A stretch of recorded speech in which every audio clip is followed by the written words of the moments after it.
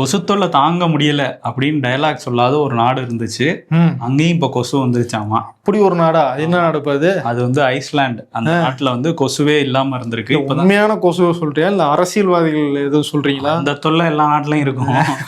உண்மையிலே வந்து கொசு வந்து அங்க கண்டுபிடிச்சிருக்கிறாங்க. அது வந்து ஐஸ்லாண்ட்ல இல்ல, அதே மாதிரி அண்டார்டிகா, அங்க மனிதர்களே வந்து நிரந்தரமா வாழ முடியாது, ஆராய்ச்சிக்காக தான் கொஞ்சம் பேர் அங்க இருக்கிறாங்களே தவிர அங்கேயும் வந்து கொசு இல்லை அப்படின்னு சொல்றாங்க. இங்க மனிதர்கள் இருக்காங்க, ஆனா கொசு இவ்வளவு நாளா வந்து அங்க இல்லையாமா. என்னப்பா ஒரு நாடு இவ்வளவு தூரம் பின்தங்கி இருக்காங்க, இப்பதான் கொசுவே கண்டுபிடிச்சிருக்காங்க. நம்மள காலங்காலமாக கொசு எப்படி மலேரியா டெங்கு எல்லாம் கண்டுபிடிச்சு அதுக்கு மருந்து கண்டுபிடிச்சு ரொம்ப பின்தங்கி இருக்காங்க இந்த நாடெல்லாம்.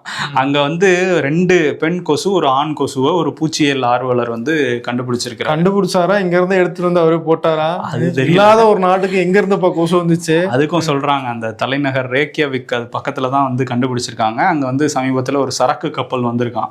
அது வழியா கூட வேற நாட்டுல இருந்து ஐஸ்லாந்துக்குள்ள வந்திருக்கலாம். எந்த நாட்டு கப்பல் அது? அது இந்த நாட்டு கப்பலுங்கிறத அவர் சொல்லல.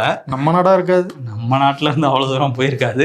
ஆனா வந்து இங்க இருந்தோ கொசு அங்க வந்துருச்சு. இப்ப வேற எங்கேயாவது இருக்கா அப்படிங்கறத ஆராய்ச்சி பண்ணிட்டு இருக்காங்களாமா. ஸ்டார்டிங்லயே வந்து முடிச்சு விட்டுருங்க, இல்லாட்டி எங்களை மாதிரி வருத்தப்படுவீங்க.